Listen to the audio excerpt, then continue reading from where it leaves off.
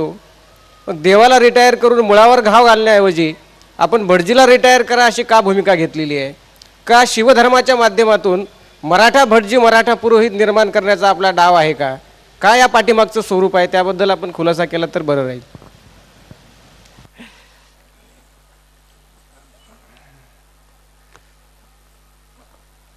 हा एक विशेषतः त्यातला पहिला जो भाग आहे तो आपल्या चळवळींच्या पुढचा नेहमीचा एक ऐरणीवरचा प्रश्न म्हणतात तशा प्रकारचा आहे की आपल्याकडे काही लोक असे आहेत की ईश्वर नाकारल्याशिवाय आपण पुरोगामी असू शकत नाही. आता यामध्ये एक व्यावहारिक दृष्ट्या काय करायचं आणि सैद्धांतिक दृष्ट्या काय करायचं अशा अनेक गोष्टी आहेत. यावर मी अनेकदा लिहिलेल्या विशेषतः परिवर्तन शास्त्र ही कला ही हे जे माझं छोटंसं पुस्तक आहे ते अशा प्रश्नांची हाताळणी करणारं आहे. आपल्याला फिजिक्सचा अभ्यास करायचा असला तर फिजिक्स मधली पदवी मिळवायची असली तर फिजिक्सची पुस्तकं वाचावी लागतात, फिजिक्सची प्रॅक्टिकल करावी लागतात. पण परिवर्तनाच्या चळवळीमध्ये आपण एखादं भाषण ऐकतो, एखाद्याचे विचार ऐकतो आणि ते डोक्यात शिरले. तरुणपणी ऊर्जा असते आणि ती स्वागतार्ह गोष्ट आहे, परंतु त्या ऊर्जेच्या जोरावर आता याच मार्गाने क्रांती होणार असं आपल्याला वाटत राहतं. आणि मला नेहमी असं वाटतं ऊर्जा जर चॅनलाइज केली नाही तर ऊर्जा विध्वंसक होऊ शकते, विघातक होऊ शकते. कोणतीही ऊर्जा चांगली आहे, स्वागतार्ह आहे, तिचं अस्तित्व स्वागतार्ह आहे, परंतु तिला विशिष्ट दिशेनं प्रवाहित करावं लागतं. या दिव्यापर्यंत वीज जी आणलेली आहे ती विशिष्ट पद्धतीनं वायरमधून सुरक्षित रीतीनं आणली नाही तर ती आग लावेल. आणि म्हणून तरुण मुलांना मुलींना माझं आग्रहाचं हे सांगणं असतं की आपण माणसाला बदलणं ही आपली चळवळ आहे. कारण ती माणसं स्वतः गुलामगिरीत अडकलेली आहेत, अन्यायाला बळी पडलेली आहेत, अज्ञानात पिचत पडलेली आहेत, दारिद्र्यात आहेत, दुःखात आहेत. त्यांना त्यातून बाहेर काढायचं आहे. आता हे करत असताना काय करायचं? आणि मी पुन्हा सांगतो, मी बुद्धांचा का गौरव करतो तेही लोकांनी ध्यानात घ्यावं. एखाद्या धम्माचे प्रवर्तक या केवळ अंगाने मी बुद्धांचा गौरव करत नाही. जीवनातल्या प्रत्येक प्रश्नावर त्यांनी चिंतन केलेलं आहे आणि आपल्या अनुभवातून मांडलेलं आहे. ईश्वराविषयी त्यांनी काय भूमिका घेतली?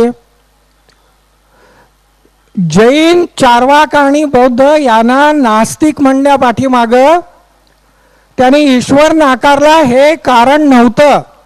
त्यांनी ईश्वर नाकारला हेही खरं असलं तरी त्यांनी वेद नाकारले, म्हणजे आम्ही आमची बुद्धी वापरू, आमचा विवेक वापरू असं सांगितलं, हे त्यांना नास्तिक म्हणण्याचं कारण होतं.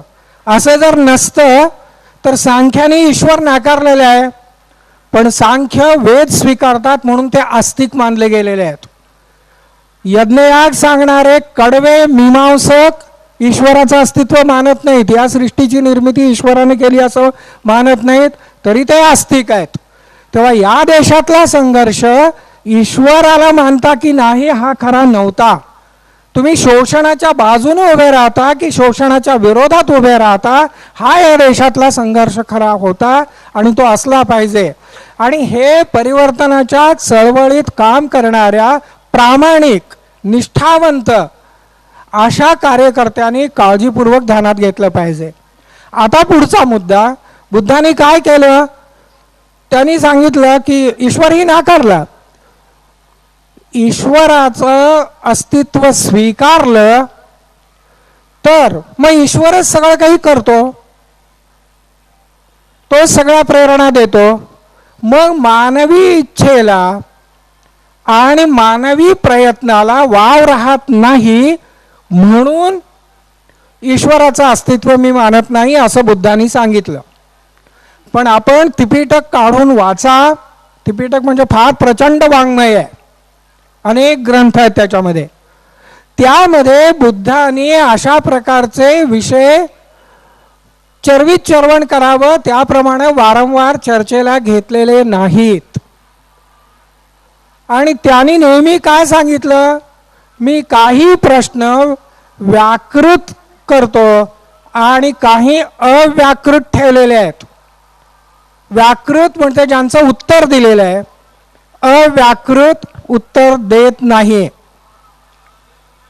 आणि मग त्यांना प्रश्न विचारले जायचे, तथागत परिनिब्बाणानंतर असणार की नाही, किंवा जग शाश्वत आहे की नाही. मतं होती त्या बाबतीमध्ये, पण अशा प्रश्नांना मी उत्तर देत नाही ते म्हणायचे. आणि त्यांनी काय सांगितलं की समजा एखाद्या माणसाच्या शरीरात कुणीतरी बाण मारलेला आहे, त्याचे नातेवाईक डॉक्टरना वगैरे बोलावून आणू इच्छित आहेत.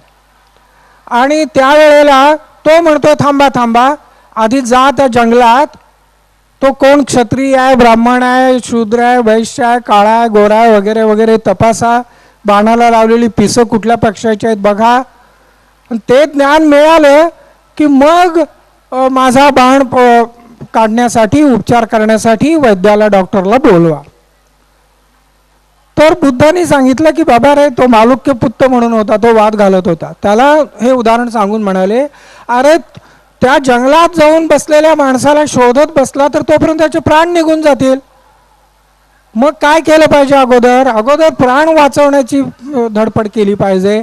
म्हणून ते म्हणाले, जे प्रश्न माणसाला दुःखातून मुक्त करण्याची उत्तरं देणार आहेत त्या प्रश्नांची उत्तरं मी देतो. जे प्रश्न मानवी दुःखाला उतारा देण्याच्या प्रकारातले नाहीत त्यांच्यावर मी वाद घालत बसत नाही, त्यांच्यावर मी त्यांची चर्चा करत बसत नाही. हे नेमकं आहे. आता मला सांगा की आपण जर कपाळावर बोर्ड लावला, मी ईश्वराला मानत नाही, आणि तुम्ही ईश्वराला मानू नये कारण ईश्वरापासून सगळं शोषण होतं, आणि म्हणून तुम्हाला ईश्वर नाकारायला शिकवण्यासाठी मी येतोय असं म्हणून आपण परिवर्तनाची चळवळ करू लागलो आणि आपल्या बहुजन समाजातल्या लोकांच्याच घरोघरी जायला लागलो. तर त्या घराच्या उंबरठ्यातून पाऊल देखील आत टाकायला आपल्याला मिळणार नाही. आपलीच शोषणाला बळी पडलेली, दारिद्र्यात खितपत पडलेली, पण दुसरं काही साधन नाही, आधार देणारं, मनोबळ देणारं काहीच सापडत नाही. मग त्यांनी एक ईश्वर धरलेला आहे आणि तो ईश्वर हा शोषक आहे म्हणून आपण सांगायला गेलो तर त्यांच्या घरात, त्यांच्या मनात, त्यांच्या व्यक्तिमत्वात आपल्याला प्रवेशच मिळणार नाही. मग जर त्यांच्याबरोबरचा संवाद तुटला, त्यांच्याबरोबरचा संपर्क तुटला, तर त्यांच्यामध्ये परिवर्तन आपण कसं घडवून आणणार आणि त्यांना अज्ञानातून, शोषणातून मुक्त कसं करणार, हा प्रश्न आहे. आणि म्हणून मला असं वाटतं की सबुरीने घ्यावं. महात्मा फुलेंना हे कळत होतं, बुद्धांना हे कळत होतं, तुकारामांना हे कळत होतं. तुकारामांनी तर ते चिंतन इतक्या उंचीला नेलंय, म्हणजे जे का रंजले गांजले या पद्धतीनं ईश्वराच्या व्याख्या वेगळ्या केल्याच, पण त्यांनी असं म्हटलं, आहे देव ऐसी वदवावी वाणी, नाही ऐसा मनी अनुभवावा. हे एक वाक्य परिवर्तनाच्या चळवळीसाठी कमालीचं मार्गदर्शक होऊ शकतं, आदर्श होऊ शकतं असं मला वाटतं. आणि म्हणून आज आमच्या दृष्टीनं तातडीचा प्रश्न, तुम्ही ईश्वराला मानता की मानत नाही, हा नाही. प्रश्न जो आहे तो तुम्ही ईश्वराच्या नावावर शोषण करता की नाही. ते शोषण जिथं आहे तिथं घाव घालणं. मग पाचर मारण्याचं मी उदाहरण देतो की पाचर कुठं मारायचं आहे. सुतार पाचर कुठं मारतो, जो तुकडा नको असतो तो उडवण्यासाठी पाचर मारतो, असं त्याच्यावर दुसरा घाव घालतो. आपल्याला जर परिवर्तनाची चळवळ करायची असेल तर शोषणात अडकलेला बहुजन समाज आणि आपण यांच्यामध्ये पाचार मारण्याचं काम करायचं आणि आपला तुकडा वेगळा उडवून घ्यायचा आणि आपला बाकीचा समाज हा शोषण मानणाऱ्या लोकांच्या बरोबर केवळ ईश्वराला मानणं या कारणानं जाऊ द्यायचा की शोषण करणारे जे लोक आहेत ते शोषण करू शकणार नाहीत अशा प्रकारची व्यवस्था निर्माण करण्यासाठी बहुजन समाजाला अधिक शहाणं करणं, त्यांना त्यातला अन्याय दाखवून देणं याला महत्त्व द्यायचं. खूप विस्ताराने मांडण्याचा विषय आहे. ह्या अशा प्रकारच्या मांडणीमुळे अनेक जण मग हे मिळमिळीत आहे, हे क्रांतिकारक नाही, हे चळवळीत फूट पाडणार आहे वगैरे म्हणू शकतात, ढोंगी आहे असं म्हणू शकतात, नाना गोष्टी घडत असतात. मला प्रामाणिकपणानं हा मार्ग योग्य वाटतो की आधी सामान्य माणसांच्याकडे जाऊया, त्यांना सांगूया, बाबा रे त्या अमक्याच्या मुलाला आज परदेशात जाऊन इतका पैसा मिळतोय, तुझा मुलगा मात्र 500 रुपये देखील महिन्याला मिळवू शकत नाही, का तुझी अशी अवस्था झालेली आहे, कुठल्या गोष्टीमुळे हे असं घडलेलं आहे. त्याला त्याची कारणं दाखवून देणं आणि त्याला जागं करणं, त्याचं प्रबोधन करणं यावर लक्ष केंद्रित करूया. पण ते चिकाटीचं काम आहे. ईश्वर नाकारणं आणि 4 टाळ्या घेणं हे मला म्हणजे ईश्वर नाकारणाऱ्यांचा मी अजिबात अनादर करत नाही. त्यांना त्याचं स्वातंत्र्य आहे. चार्वाकांनी कट्टरपणानं नाकारला. चार्वाकावर मी प्रेम करणारा माणूस आहे. परंतु परिवर्तनाच्या चळवळीमध्ये मला असं वाटतं की आपण संयमानं जाणं आणि आपले लोक तुटणार नाही. आपले याचा अर्थ अन्यायाला बळी पडलेले जे लोक आहेत ते तुटणार नाहीत. या पद्धतीनं परिवर्तनाच्या चळवळी हाताळणं हे महत्त्वाचं आहे. त्याला अग्रक्रम दिला पाहिजे असं मी मानतो. आता दुसरा मुद्दा असा की मग तुम्ही भटजीला रिटायर करा म्हणताय, म्हणजे पुरोहितशाही नको, म्हणजे बरोबर आहे ना. अन्यायाचं मूळ ईश्वराला मानण्यापेक्षा ईश्वराच्या नावावर जे शोषण करतात, ईश्वराच्या नावाचा जे स्वतःच्या ऐहिक हितसंबंधांसाठी उपयोग करतात असे जे लोक असतात त्यांच्याशी आपला संघर्ष आहे. आणि असं जर असेल तर पुरोहित असणं, ईश्वर आणि माणूस यांच्यामध्ये कोणी मध्यस्थ असणं याची गरज नाही. आणि हे जर करायचं असेल तर मग पुरोहितशाहीला विरोध करणं. आणि मी एक सांगतो आणि माझ्या सहकाऱ्यांच्या बरोबर मी याबाबतीत सविस्तर चर्चा केली आहे. माझं मत मी कोणावर लादत नाही. मी समाजापुढे ठेवण्यापूर्वी या विषयाशी संबंधित असलेले आमचे जे शिवधर्म संसदेचे सदस्य आहेत आणि जे काही धर्माचे अभ्यासक आहेत त्यांच्यावर चर्चा करून आम्ही एकमताने निर्णय घेत असतो, हेही मी आपल्याला सांगतो. तेव्हा एक अशी व्यवस्था करण्याचा आमचा प्रयत्न आहे की स्वतःच्याच जातीतलं काय, कोणत्याही जातीतून पुरोहित निर्माण होऊ नये अशा प्रकारच्या काही गोष्टी, असे काही नियम, अशा काही प्रतिबंधक उपायांचं प्रावधान हे आम्ही या ठिकाणी नक्की करतोय. त्याचे तपशील येत्या 12 जानेवारीलाच आपल्यापुढे ठेवले जातील. आणि त्यामुळं स्वतःच्या जातीतला भटजी आणणं हे देखील कदापि घडू देणार नाही. हे एवढं आम्ही ठरवलेलं आहे. मी ठरवलेलं असं म्हणत नाही, आम्ही जे काही काम करतोय त्या सर्वांनी हे ठरवलेलं आहे आणि ते दिसेल आपल्याला.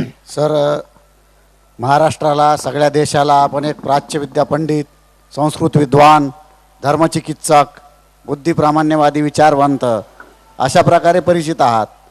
परंतु आपण कवी आहात हे अलीकडे काही लोकांना माहीत आहे. आपण चांगलं, अत्यंत सुंदर हे असं लिखाणही केलेलं आहे. म्हणजे कविता संग्रह आपले तुझ्यासह आणि तुझ्या विना अशीच भेटत राहा, किंवा चांदण्यात भिजून राहू नये म्हणून, किंवा त्यांना सावलीत वाढू नका म्हणून, ह्या प्रकारच्या याच्यातून अत्यंत हळूवार मनाला भिडणारं असं ललित लेखन किंवा नीतीचं लेखन केलेलं आहे. किंवा आपल्या कविता संग्रहात मी पाहिलं की खिडकीतून आंब्याची जी कोवळी पालवी आपल्याला दिसतात तिचाही आपण उल्लेख केलेला आहे. म्हणजे आणि मी आपल्याकडे 2005ला ज्यावेळेस आलेलो होतो आणि बरेच दिवस येत होतो त्यावेळेस आपण कॉलेजला असताना शिवाजी महाराजावर एक कविता लिहिलेली वर्तमानपत्रात छापलेली मला सापडली होती. म्हणजे आपण पहिल्यांदा कवी आहात आणि व्यक्तिगत जीवनात आपल्याकडे बघितलं की अत्यंत आपण मृदू स्वभावाचे, प्रेमळ, दुसऱ्याचा कुठंही अनादर होणार नाही, दुसऱ्याला कुठंही दुःख होणार नाही, अशा प्रकारे आपण वागत असता. अतिशय संवेदनशील आणि अतिशय मायाळू, मातृहृदयी आपण आहात. म्हणजे असं वाटतं की साळुंके सरांवर फुलाच्या पाकळ्या जरी मारल्या तरी त्यांना जखम होईल का. म्हणजे असं असताना आणि दुसऱ्या बाजूला आपलं जे लेखन आहे ते जर वाचलं आपल्याला न बघता, तर लोकाच्या मनात जे सनातनी आहे, जे प्रतिगामी आहे, त्यांच्या मनात आपल्याबद्दल प्रचंड संताप निर्माण होतो. आणि ज्यावेळेस आपल्याला भेटतात ते, त्यावेळेस त्यांचं मत बदलतं. म्हणजे हे नेमकं कसं काय आपल्याला जमतं, म्हणजे हे वॉटर टाईट कंपार्टमेंट आपण कसं काय करू शकता, हे थोडं आपण सांगितलं तर बरं होईल. खरं स्वतःविषयी काही बोलण्यापेक्षा भूमिकेविषयी बोलणं हे मी महत्त्वाचं मानतो. तरी पण या प्रश्नाच्या उत्तरात एक सामाजिक आशय पण येऊ शकेल म्हणून मी उत्तर देतो.